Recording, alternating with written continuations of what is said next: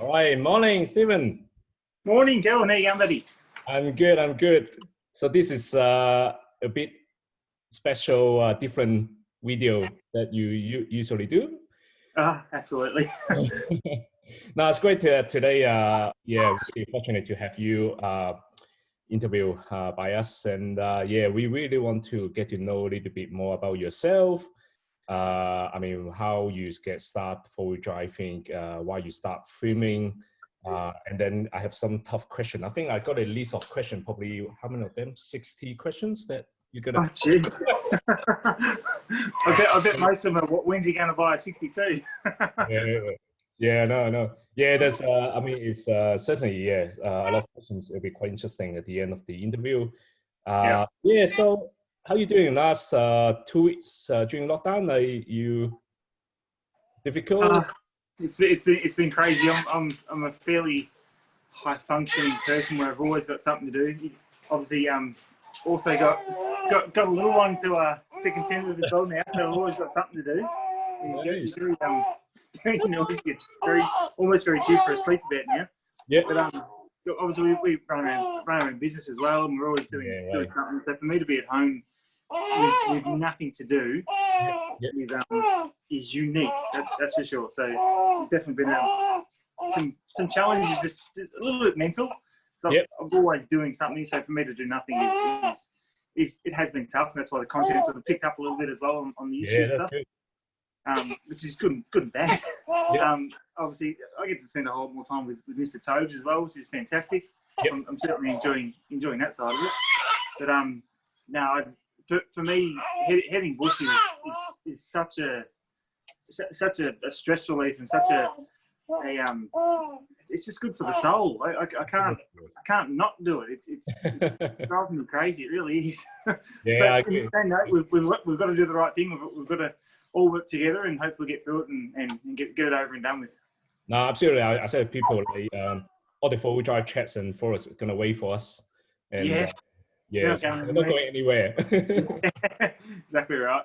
That's good. So yeah, so I know you probably 6-7 years ago. I think we did a few trips in the past. When you were driving a Nissan. Yes, back in the day, I had a different badge on the car. Yeah, it was it's a Ute, isn't it? Like it's a it was a 1999 GU Patrol 4.2 Trayback. Originally, it was a leaf sprung Ute. I got a oil conversion done through Sandy at Oswald Drive. Made the thing an absolute beast. It was twin lock 35s, had pretty much everything on it that you'd sort of want in a four-wheel drive. Truthfully, I absolutely loved the car. It was fantastic. We were talking about having a family back then as well. This is probably 5 years ago. So I said, all right, well, we need a wagon for a four-wheel drive car then. I need some time to set it up. You can't just buy it and go full drive. You have to spend some money on it. So that's sort of why I ended up selling the Ute and going to this one. I had the Ute for 11 years. Wow. That one. I had it for a while, and it went from stock as a rock to what it ended up as. So it certainly it went through a transformation. Yeah. So how did you get into four-wheel driving? Like, was that your first four-wheel drive or? No, my first car was a VN Calais. No, I'm not even going to talk about that. That's just that's just not. It was the first car. It was cheap, Actually, my brother, got, Barry, I think. Yeah, not Barry. Yeah, he got into four-wheel driving when he was 18, 19. So I was 4 years younger than him. So I'll be 16 or 15 or so. And I ended up going out with him a fair bit. We were always pretty close growing up, and we still are to this day. And he got right into it, and obviously I wanted to follow my brother's footsteps, I guess, and just sort of get into it. And I enjoyed it. It means we could go out together and spend more time together. And then obviously that evolved into nav run stuff. That one, yes. So we did a bit of nav run stuff there with Rudy and Gary and Hosey. And that sort of cemented the love for anything outdoors and sort of the adventure side of it, just doing something new, I guess. That was sort of my part of it. Yeah. And so when did you get your four-wheel drive? Like? So I had the VN Calais from when I was 17 to when I was about 18 and a half, and then I got a 105 series cruiser. Ah, okay. The next So you were one. Toyota man at the start. Yeah, started off life as a cruiser man. Yeah. And then I had that for 12 months, and I needed a ute for work. Yeah, right. So that's when I went out and got the GU ute. So I think I was 8.5, 19, somewhere there. Yeah. I had the ute ever since until 3 years ago when I bought this one. Yeah. So I had it for a while. It was 11 or 12 years, something I forget now. Yeah. There's a big shift, isn't it? I mean, from the Nissan Ute coil sprung, I mean, live axle to the wagon. Yep. Yeah, it was definitely an adjustment period on driving styles, that's for sure. Yeah. The ute was very much just point and shoot, and it'll just get you up there. It's easy. Yeah. This has got a couple more things that are low slung, and it's a different driving style. Yeah, yeah. Do you still have a lot of video of your ute in the past? There's a couple out there. I think I've got about 3 or 4 videos of the ute. At the very start of the YouTube channel. I even made I had a bit of a teary when I sold the ute, I'll admit. So I had I actually made a tribute video of the ute with all the best times I had in it. I think it's just like 5 or 6 minutes of just the highlight reels of all the adventures it took me on. Mm. I do miss the ute. And little secret, I've already spoken to the missus. When Tobes is a little bit older and he wants to start doing some of the stupid hard stuff again and everything else, she's already given me permission to go out and get another GU to just to stock a rock one. And we can do it up together in the shed. We can do all the stuff ourselves, and we can go out there and break it and bring it home and fix it again. This is a bit of a father-son experiment. Yeah, that'd be great. Yeah, I think a lot of went down the same path. Like, so, I mean, they start out, I mean, with a fairly highly modified vehicle. I mean, all the hard tracks you can find, and then you sort of like gradually move to the more touring side. And then when you have family, like you're missing or back to the old day, like, oh, let's build up. Let's go back to that. Yeah, exactly right. And while he's young, obviously just the touring and the camping side of it's going to be enough. You'll still come on full driving trips, but I think as you get older, like me, you just sort of want to try and find that next hard track, and we'll do that. And I don't really want to go taking this one up stupid stuff. I'll take it up you've seen some videos. I'll take it up some pretty good tracks, but I also don't want to go damaging it just because for the sake of damaging it. So I'll go out and get another GU and probably a ute again. Yep. less bodywork to dip. Definitely, yeah. You don't want to take that truck maybe behind you to some of the too hard, difficult technical tracks. Yeah, it's more just the winter stuff. In summertime, pretty much point me in any track and I'll give it a bash. No dramas at all. Winter time, you start sliding around a fair bit, and that's when you start damaging panels and whatnot, I reckon. I guess, I mean, the only thing that like you probably a big difference, I mean, compared to the 200 series and the GU is I mean, one's obviously being IFS. I mean, you sort of at the back of your mind always thinking, is it gonna, I mean, damage the CV and things like that? Yeah, exactly right. I purposely haven't gone for 35s on this for exactly that reason. Yeah. I'm trying to. I've got the adage of if I can't drive it on 33s, I shouldn't be there on 35s. Like for me, it's an added challenge to the thing. I can fit 35s on this thing easy as. Yeah. But then it's sort of, for me, it just takes the challenge away from it, and you just start looking for harder and harder stuff, and then all of a sudden you're just going to break it quicker. Yeah. So I'm touch wood. Thankfully, I've never managed to break anything too severe on it yet. But it's going to happen one day. I've spoken to a couple of the guys that we go out all the time with, and it's a foregone conclusion. I'm going to break it eventually. Yeah. It's just a matter of when. Yeah. No, I think I like what you're saying. Like, I mean, sometimes you don't just want to chase, I mean, bigger tires. I mean, chase for the harder track, right? Like, because I always say to people, I mean, sooner or later, you're going to find 99% of the tracks are easy. And then there's a time when you have to put like, I don't know, crazy 40-inch tires and things like that. And I think you really start losing that and excitement, enjoyment of. Exactly right. Yeah, and so obviously a lot of my followers know that I go wheeling with a lot of 62s all the time. Yeah. And they sort of chuck 35s, and a few of them now doing 37s and 38s on their car, which is phenomenal. The fact that they can fit them, awesome, love it. Yeah. But they're the ones that are getting to the top of the track going, that was easy as, let's find something harder. And I've just had a ball on the last track because I've been scrambling and having a bit of a fun time trying to get up with it. And they're just going, but it was easy. I'm like, that's because I'm on 32s and you're on 37s. Like, go back to 32s and see what happens. It'll be you don't have to find the hardest track to make it fun. Yeah. That's my attitude on anyway. I'm a little bit different to most. No, that's really it makes sense. I think certainly, yeah, because a lot of people don't know that, like, once you put a bigger tires, you lose that torque as well. Yeah. I mean, unless you start changing the gear. And the low speed in low range as well, like that crawl gear just isn't there anymore. It'll be great. So even if you in the future you can compare. I don't know whether you have a video that compare a bigger tire compared to a smaller tires. Is it bigger the better? That could be. Depends on the situation. Yeah, exactly. Yeah, I think it'd be great to see a video from you, like do that sort of like comparison.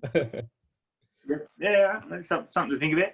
But that's it. Hey, so when I guess, I mean, when you probably start filming a couple of years ago, like how did you come up with the idea? And yeah, obviously, I mean, filming is not easy. Like, I mean, to film is easy, but to have a good video, like, it takes a lot of effort and experience, I mean, to get to where you are today. So tell us about, like, who inspired you to start filming, or is it something that you have been thinking or enjoy in the past?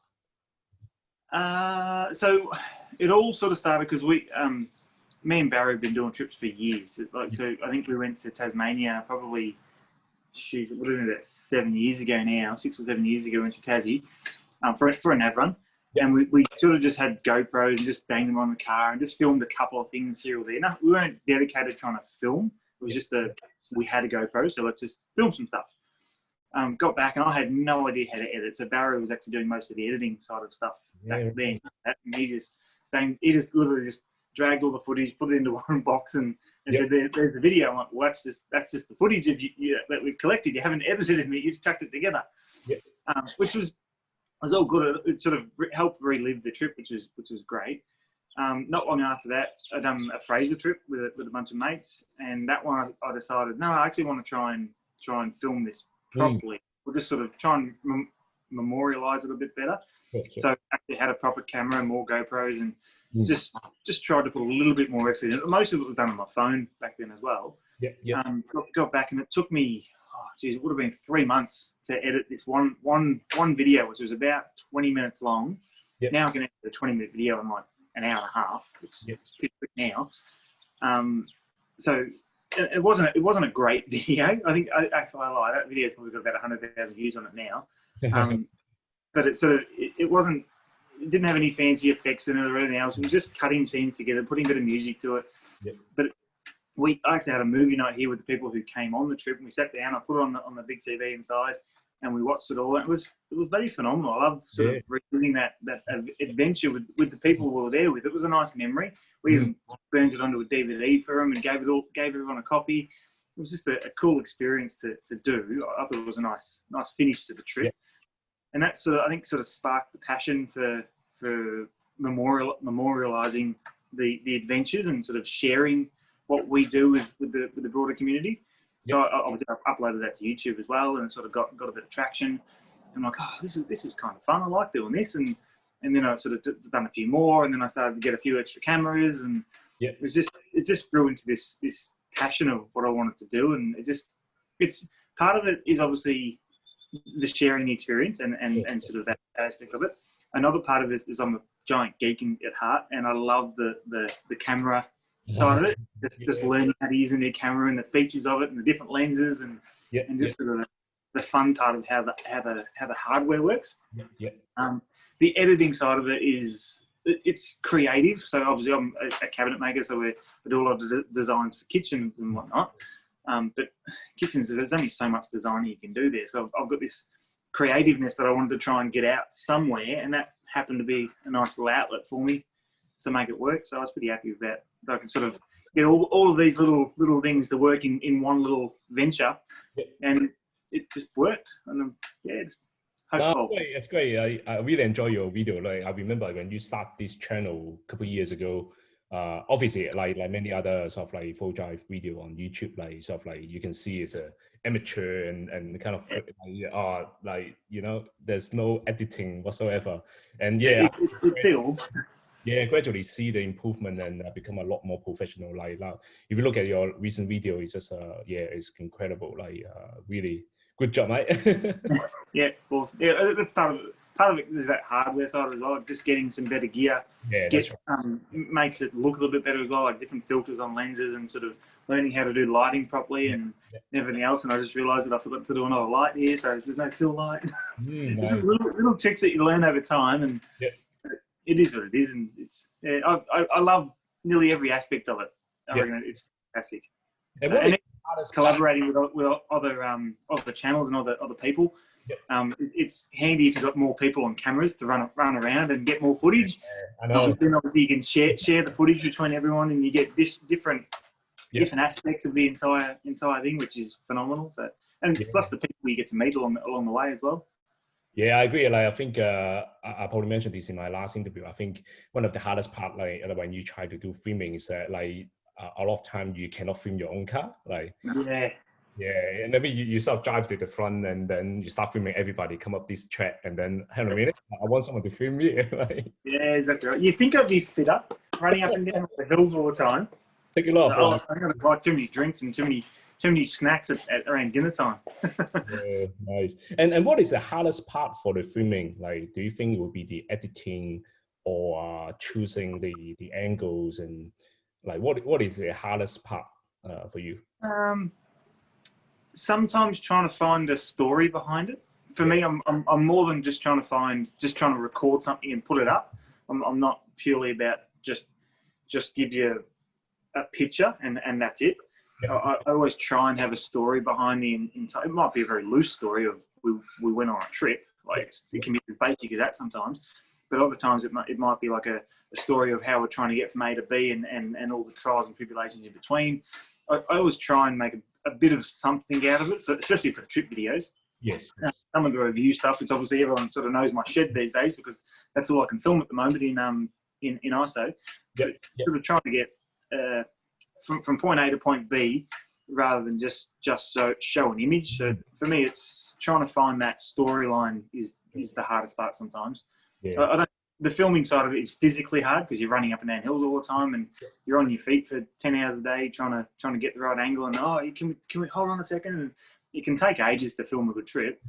The editing side of it I don't mind because you just sit there and you're just reliving the trip again, and it's awesome. Like for me that's the fun part. I actually quite like the editing. I've said a couple of times to a couple of other people I'd be quite happy if I could almost just go film and edit and not necessarily have to worry about me being in the video or my car or anything else.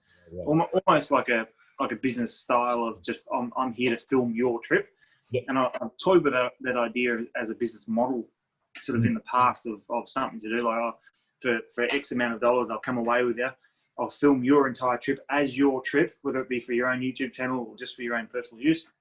And just so that way I get the benefit of using all the gear and having fun while I'm out there, doing the fun part of the editing, but that's not necessarily any of the responsibility of me being on camera.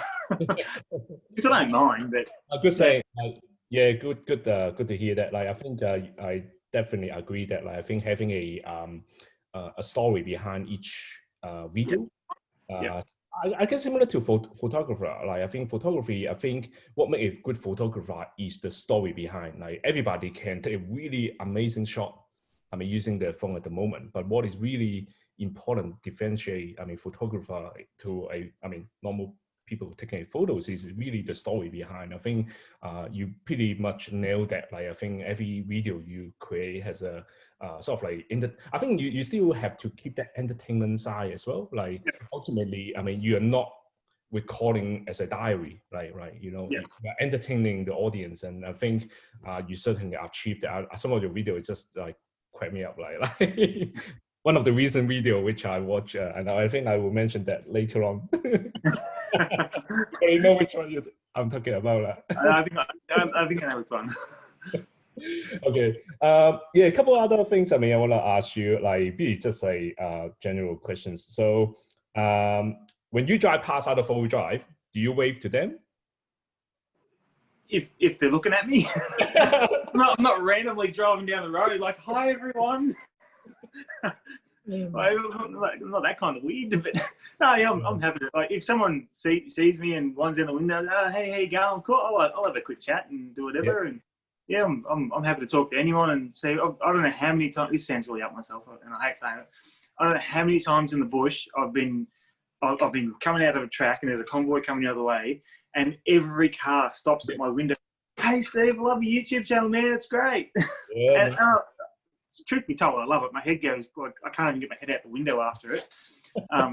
It is a little bit embarrassing every now and then, but it's kind of cool to know that sort of not.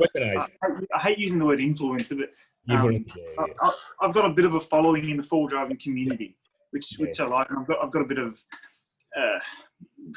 I'm known for being a four driver, which I like. So. Yeah. No, I can't say that. Hey, what's your have you had any holy shit moment? Like when, probably not in this 200 series, maybe in the Ute and... In the Ute, yeah. So there was probably 2 times in the Ute. One was we're actually just at Sheepyards, and we're just doing a run up to the highway to find some firewood. And it was my brother, another mate, and it was just a nothing event. It was just let's go get some firewood. We're just going to burn up there. I think I still had full pressures in the tires, same 50 tires, everything else. And there was just this. We're just going along the main track, and there was this little offshoot on the side there. I'm thinking, oh yeah, whatever. Just didn't even think about it. Just build on up there. And before I knew it, I mean, like 3rd gear high range, just full noise, trying to send it up this hill. I'm thinking, oh, I'm going backwards. What's going wrong here? And I've come back, and the side of the car is just slammed against a tree. Yep. And I'm thinking, oh no, what have I done? And it took us probably about 3 hours to get ourselves out of that situation without completely stoving in the entire side of the car, just with inches and everything else. And it was just one of those, what the hell have I just done moments. It was just this spur of the moment, just bad decision that just happened. And the second one was, where were we? I think we were in Tallarook area. And there was just this little bog hole. Well, thought it was a little bug hole, and my brother's just going, oh, just go through there. I'm like, yeah, right, sure thing. Just power on through it. Got halfway through, and I've just sunk, just down to the bones. I had a mate's GoPro on the bonnet of the car as well. That washed off. It was that deep. I was above my bonnet, and I'm stuck there. Oh no. No. So I'm thinking, oh, I'm on the UH. Get me out, quick. And I'm sitting and watching water just pour into the car. My mate's just come along, just stripped, like mostly naked, just down to his jocks, jumped into the water. I'm like, oh, cool, he's going to hook up the strap. He spends 10 minutes trying to find his GoPro. Meanwhile, I got water up to nearly the bloody, the window winders in the car. Yeah. And I'm sitting there going, oh, my car's ruined. Luckily, it was a DX model. It had vinyl everywhere.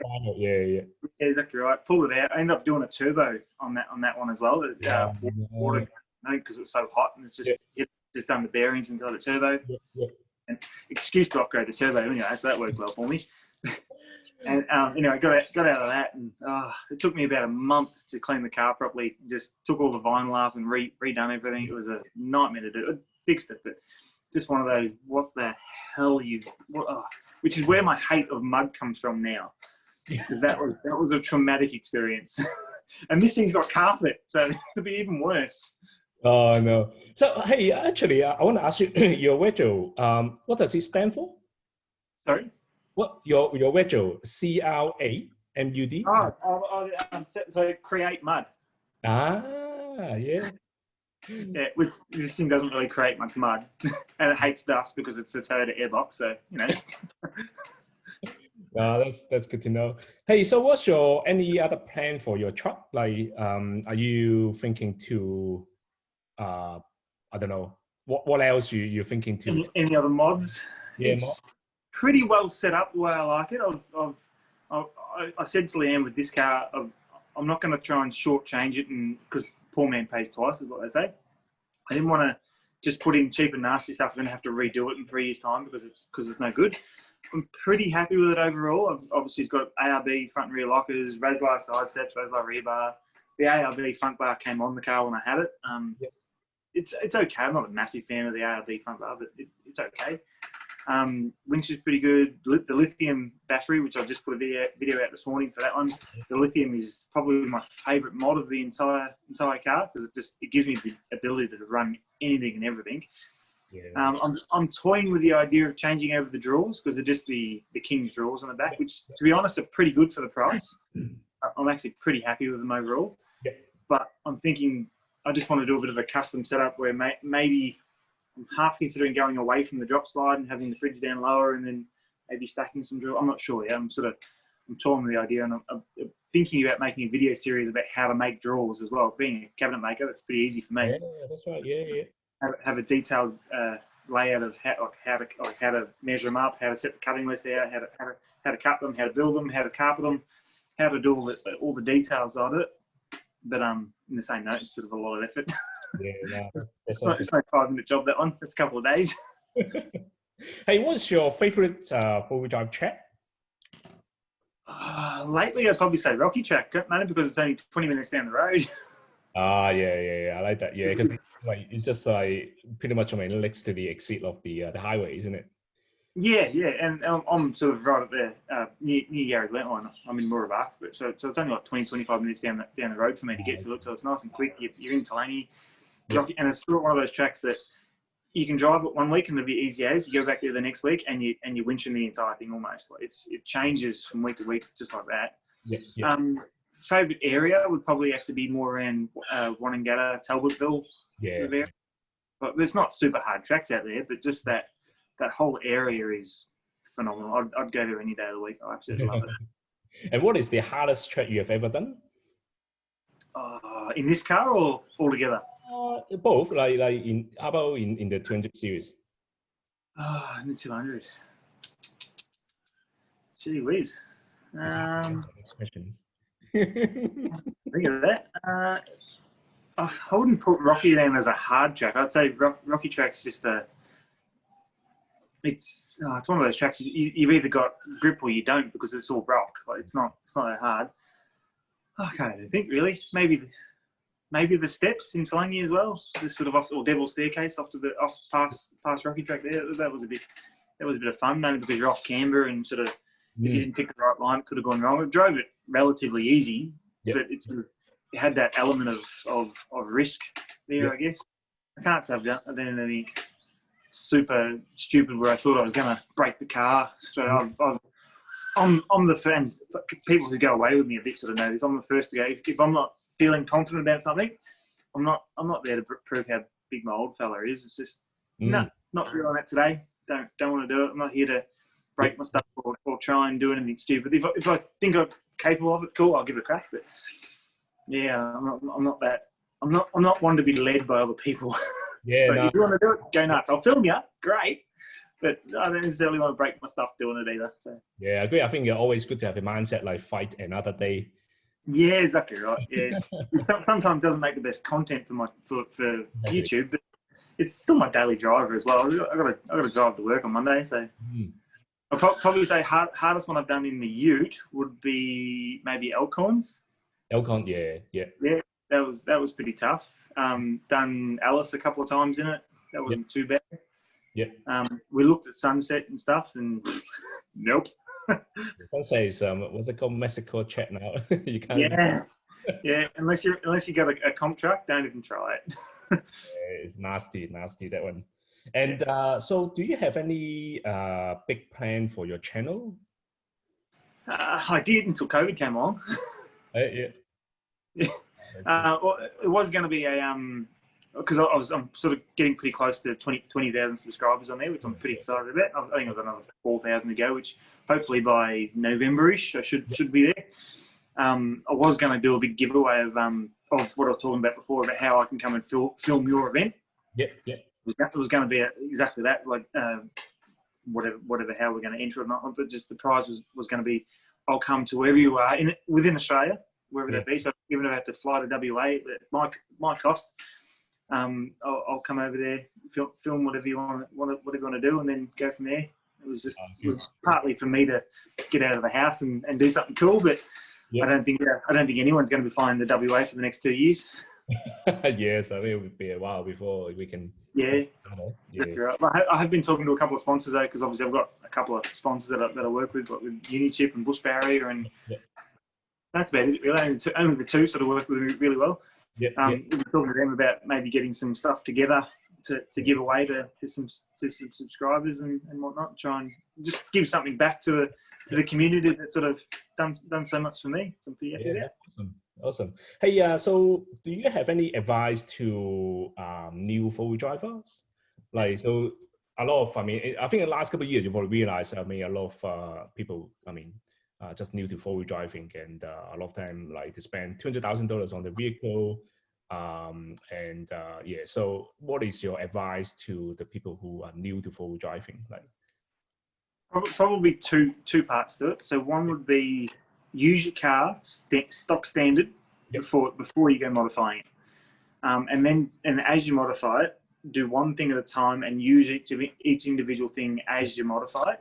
So that way you can learn what that modification has done for you. So you can put a rear locker in, go use it, see what the rear locker does, and you just get an idea of what that particular item does.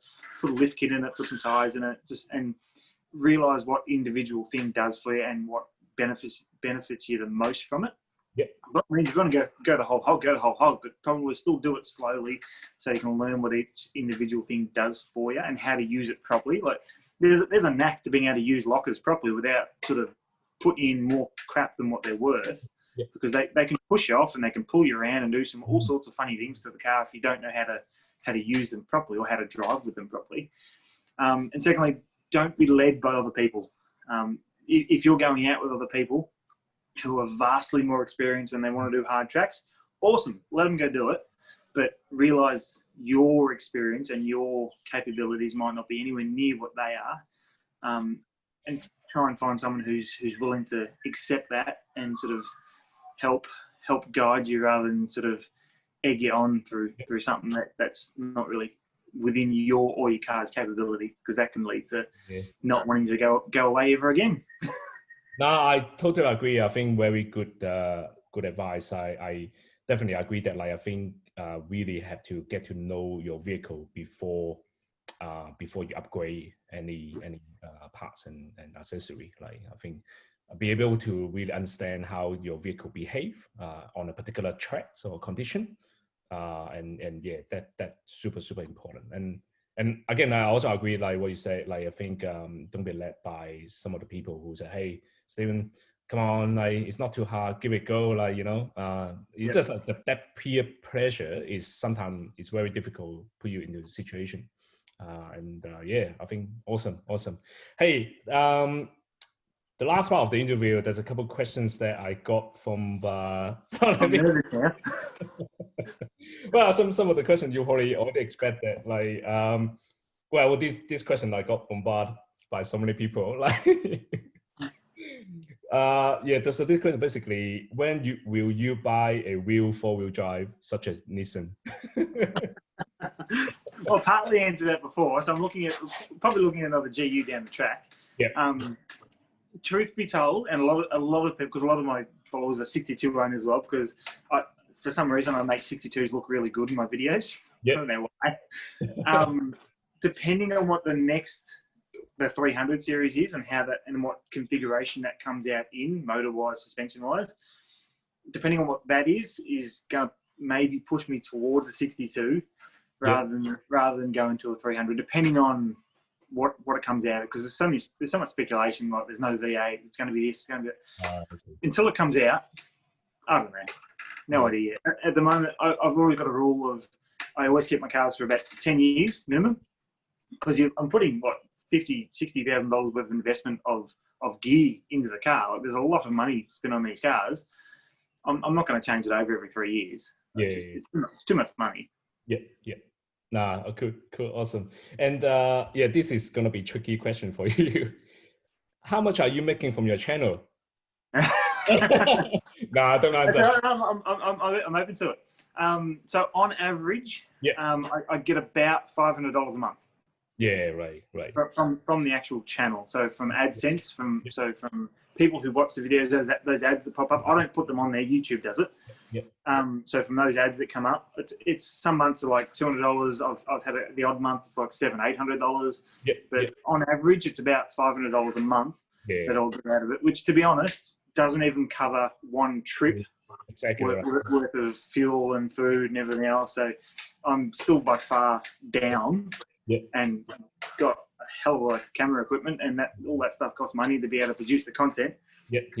I'm by far not making money out of it. That's for sure. Well, just my editing software. To have my editing software is a yearly subscription, and that's $1,100 a year just to have it.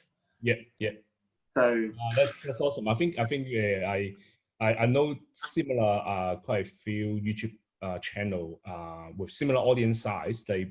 Similar what they're making from YouTube. I think it also depends on the content as well, isn't it? Because some of the video you probably make more than a few others, even there's not. Yeah, it comes down to the actual content, because some advertisers can pick your video and go, hey, that's really relevant to my product. I'm going to sponsor that video and put money towards it to show it more, which means I get more out of it, because obviously it's pushing it more. But it all goes off views. I think on average it works out to be about, what was it? It was I think it's about a cent per 100 views or something. CPM. So 1 cent per 100 views. I think that's how it works out. Like, it's not a lot, but when you get 20,000 views, and that's per day and everything else, and it's just it goes. Obviously, the more views you get across the entire channel, because every video will be monetized, it just grows. I think on average it's somewhere between between $12 and $30 a day.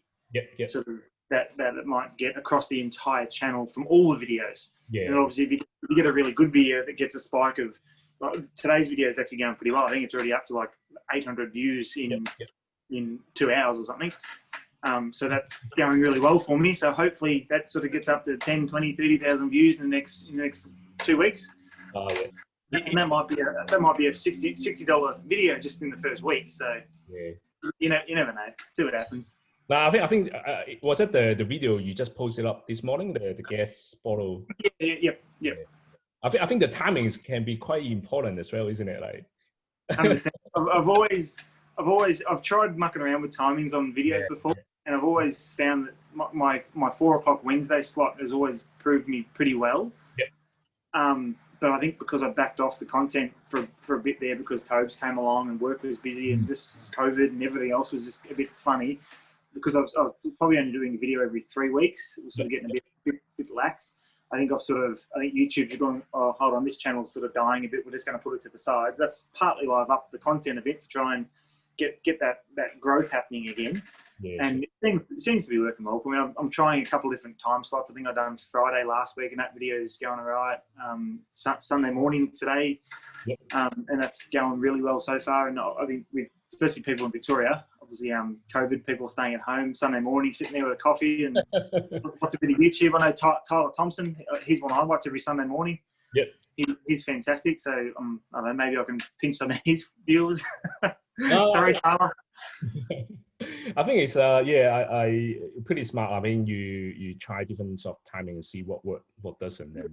And I think I saw your video this morning when I opened up my Instagram first thing. Oh, hang on a minute, there's a new video at this time, like such an early morning. It's something different. Give it a go. Why not? Yeah. Hey, next questions. Have you ever kissed your recruiter? Do you want me to now? Or any four-wheel drive in the past? I know I've kissed the ute. I've definitely kissed the ute.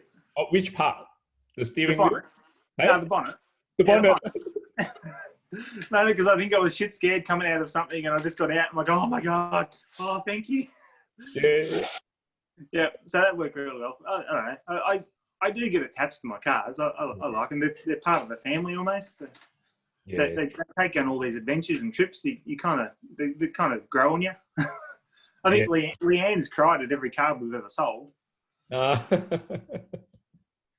That's good. And all right, that's probably almost the end of the interview. And one more questions. This is actually coming from my Dave West from 4x4 Brothers. Here we go. He asked you if you can do a water test on your 200 series. Said it holds water. Like he really wants you to do a watertight test. I can guarantee you it doesn't hold water because I've been through a couple of deep river crossings and it definitely comes inside. Yeah. So yeah, cool, awesome. Hi, Mike. Thank you so much for your time. And yes, it's been great to talk to you, get to know a lot more about yourself. And yeah, looking forward to seeing more of your video coming out in the next couple of weeks. And Yes. yeah, we definitely need to do a trips together after. 100%. I've been hanging for ages. I've said to the wife, I said, as soon as all this stuff's over and we're allowed to go camping again, I don't care if it's midweek or whatever. I'm going. I'm out of here. Yeah. In the meantime, you have to clear all the cobweb around, around your vehicle. Thing hasn't been driven in like 3 weeks. It's just sitting here. Oh no! You should take it to a supermarket, like. I'm not even going to the shops. Leanne's going to the shops because she figured, I don't know, we'll just one of us will go, and she knows what she wants to buy. So yeah, I'll get to stay home with Tobes and do whatever. Plus, I got the work van as well, so I'm driving the work van around. Apparently, as a trade, I'm still allowed into Bunnings. Cool, awesome. All right, Mike, thank you so much, and you take care. And yeah, looking forward to seeing the video coming out. Awesome, thanks, buddy. Don't forget to like and subscribe. Yeah, absolutely. Subscribe to Australian 4x4 Adventure. Awesome. Thanks, buddy. Have a good one. Cheers. Bye.